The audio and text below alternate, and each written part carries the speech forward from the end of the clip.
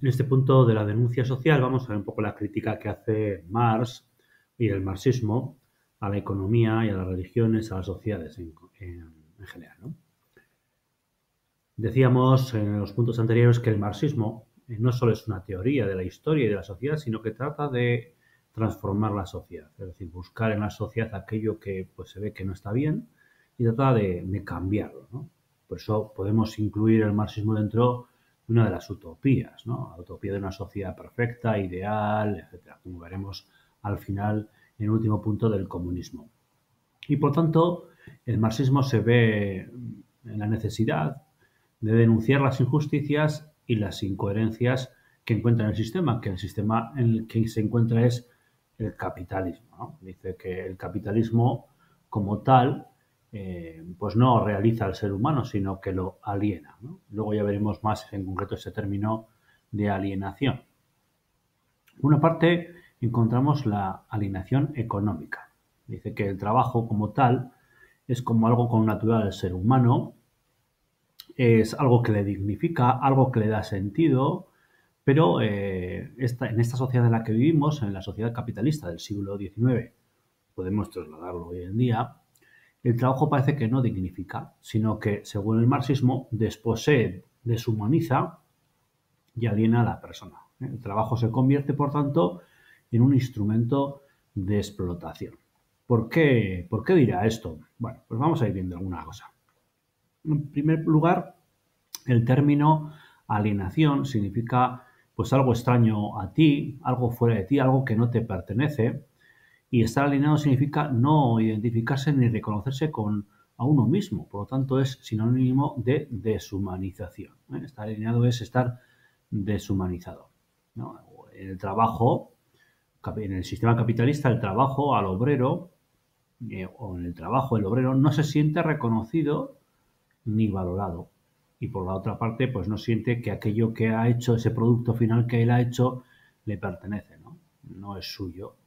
Pasa al jefe y el jefe lo vende, ¿no? Los artesanos del sistema feudal, ellos hacían, ellos comerciaban con esos elementos, era algo que les pertenecía, ¿no?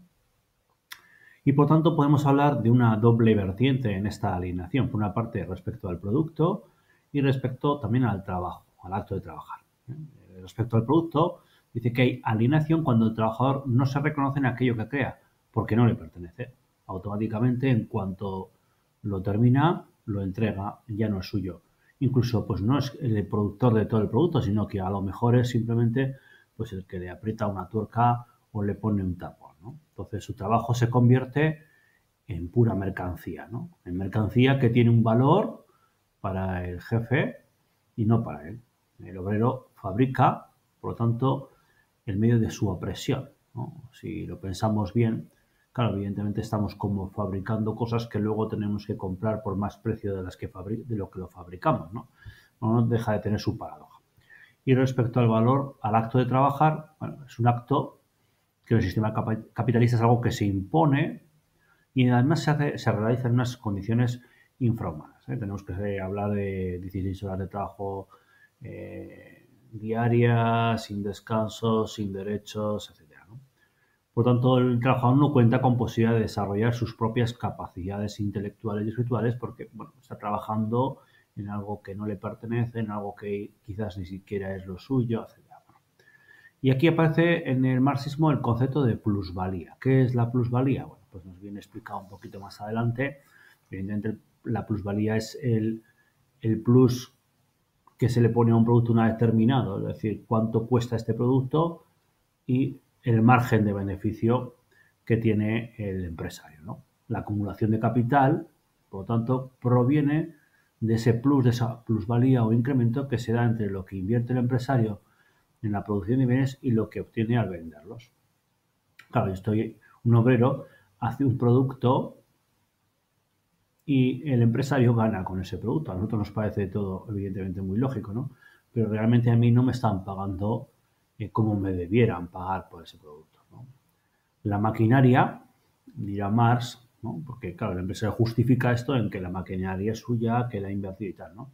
El marxismo diría que la maquinaria no solo pertenece al burgués, que la ha comprado, sino que también tendría que pertenecer al obrero que la ha fabricado, ¿no? Para romper, digamos, esa alienación.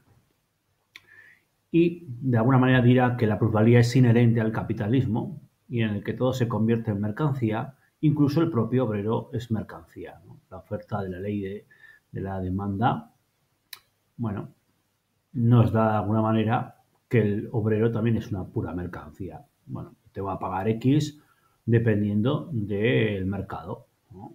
Te pago más o menos.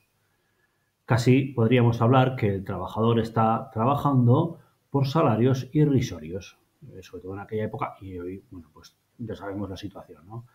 Es decir, está trabajando por el mínimo suficiente para que el trabajador se mantenga vivo y continúe trabajando. Junto a esto, el marxismo descubre o denuncia la alienación social y religiosa. Para Marx, ambas son derivadas de la economía. Recordaros de la supraestructura, genera una infraestructura, ¿no? Y la infraestructura económica genera una supraestructura social y religiosa, ¿no? En el ámbito social, denuncia evidentemente la división de clases, los que tienen los medios de producción, los capitalistas, y los obreros, los desfavorecidos económicamente.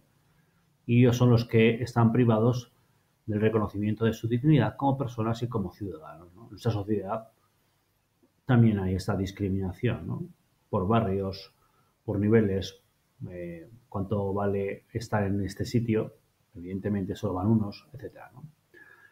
Esto en cuanto a lo social. En cuanto a lo religioso, también descubre cómo que para él, para el marxismo, que la religión ha consistido en ser como una especie de freno ante las protestas sociales y que pues el deseo de un mundo futuro, de un cielo, pues aplaca de alguna manera las ansias de libertad del ser humano. Es decir, bueno, pues ya cuando me muera y vaya al cielo, pues poder disfrutar de la libertad. Ahora me tengo que como resignar, ¿no? Resignar. Por eso dice más la famosa frase más, la religión es el opio del pueblo, ya que de alguna manera adormece, frena las reivindicaciones sociales.